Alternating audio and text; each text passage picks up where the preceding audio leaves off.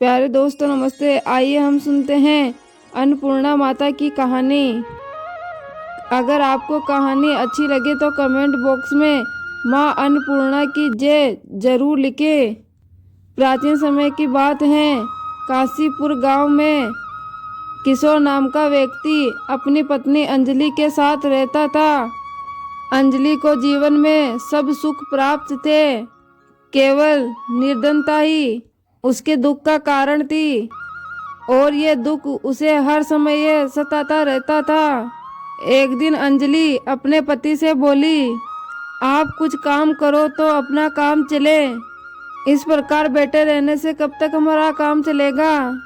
अंजलि की बात किशोर के मन में बैठ गई और किशोर उसी दिन शिव जी को प्रसन्न करने के लिए शिव जी के मंदिर में जाकर बैठ गया और भोलेनाथ से कहने लगा, हे देवों के देव महादेव, मुझे पूजा पाठ करना कुछ आता नहीं है, केवल मैं यहाँ तुम्हारे भरोसे ही बैठा हूँ। इतनी विनती करके 2 दिन तक भूखा प्यासा शिव जी के मंदिर में ही बैठा रहा।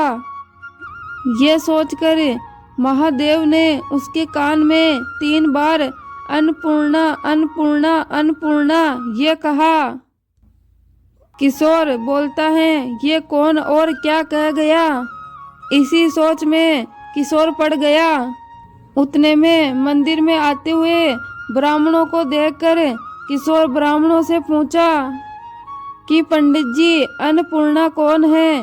तब ब्राह्मणों ने कहा, तू अन्न छोड़कर बैठा है, इसलिए तुझे अन्न की ही बात सूझती है, जा घर जाकर अन्न ग्रहण कर।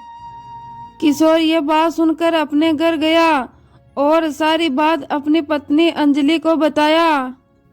अंजलि बोली, चिंता मत करो, स्वयं भगवान शिव ने यह मंत्र आपको दिया है और वे स्वयं ही इसका खुलासा करेंगे। आप फिर से जाकर उनकी आराधना करिए। अपनी पत्नी की बात सुनकर किशोर फिर पूजा में बैठ जाता है और उसी रात्रि में भगवान शिव ने आज्ञा दी कि तू पूर्व दिशा में चला जा। किशोर अन्नपूर्णा का नाम जपता जाता और रास्ते में फल खाता जाता और साथ ही झरनों का पानी पीता जाता। इसी प्रकार किशोर कितने ही दिनों चलता गया। एक जंगल में वहां उसे चांदी से चमकती वन की शोभा देखने में आई।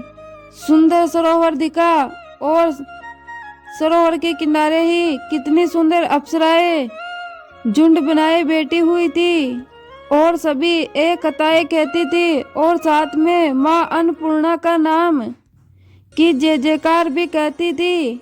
यह अज्ञान मास की उजेली रात्रि थी और आज से ही व्रत का आरंभ था।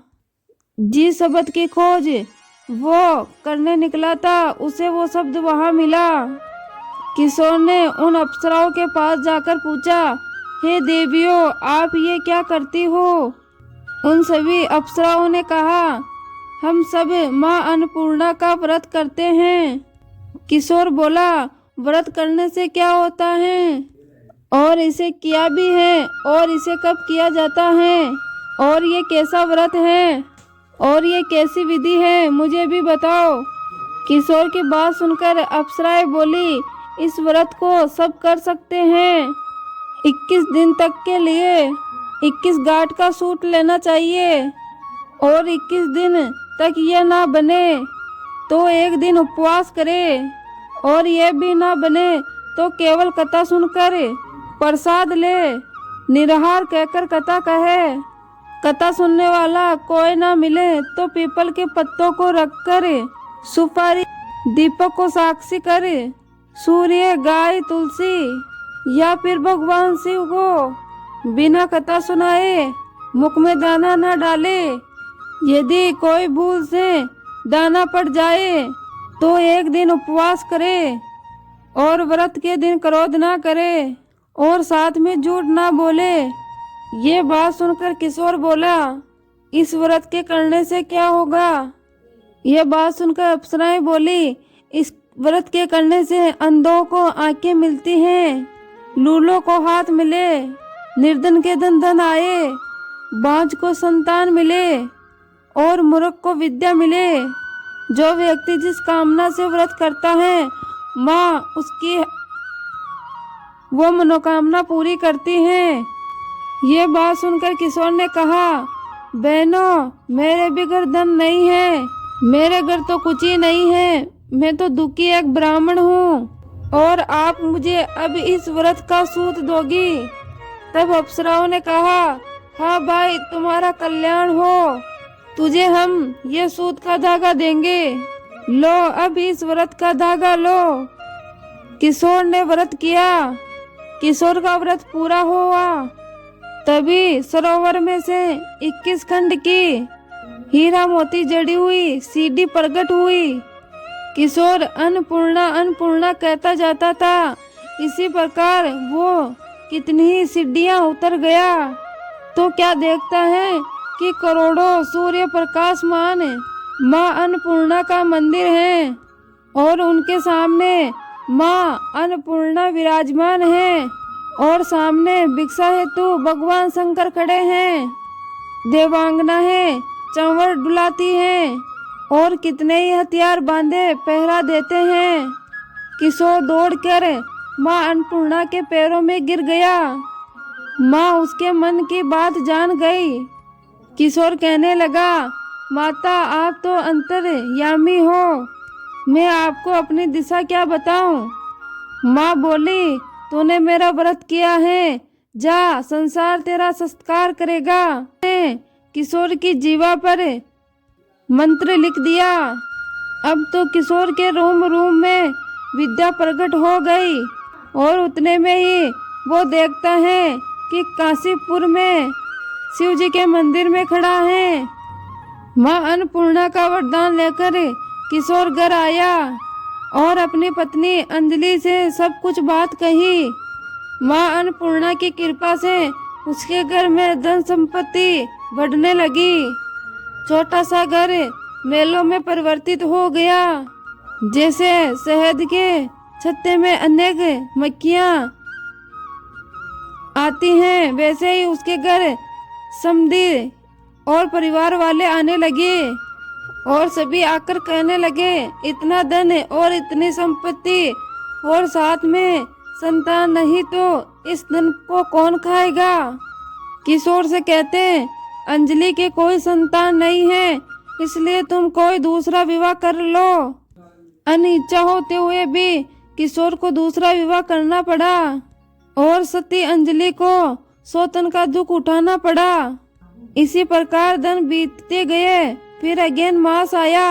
नए बंधन से बंधे पति से अंजलि ने कहलाया कि हम इसी व्रत से इतने अमीर बने हैं तो हमें इस व्रत को तोड़ना नहीं चाहिए। ये माँ अन्नपूर्णा का आशीर्वाद है। किशोर अपनी पत्नी अंजलि की बात सुनकर व्रत पर बैठ गया। नहीं, बहू को इस व्रत की खबर नहीं थी। वो किशोर के आने की राह देख रही थी। दिन बीतते गए और व्रत पूरे होने में 3 दिन बाकी थे।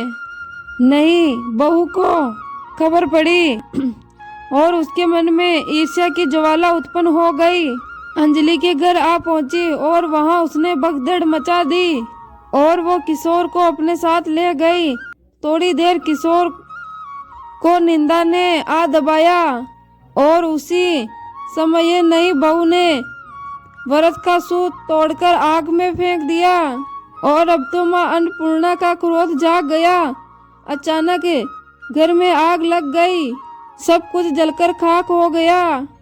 अंजलि जान गई और फिर वो अपने पति किशोर को अपने घर ले आई और नई दुल्हन अपने पिता के घर जा बैठी। पति को परमेश्वर मानने वाली अंजलि बोली, आप टेंशन ना लो, माताजी की कृपा बहुत है। पुत्र को पुत्र हो जाता है लेकिन माता को माता नहीं होती। और अब आप श्रद्धा और सच्चे मन से माँ अन्नपूर्णा की आराधना शुरू करो, वो जरूर हमारा कल्याण करेगी। किशोर फिर माता के पीछे पड़ गया।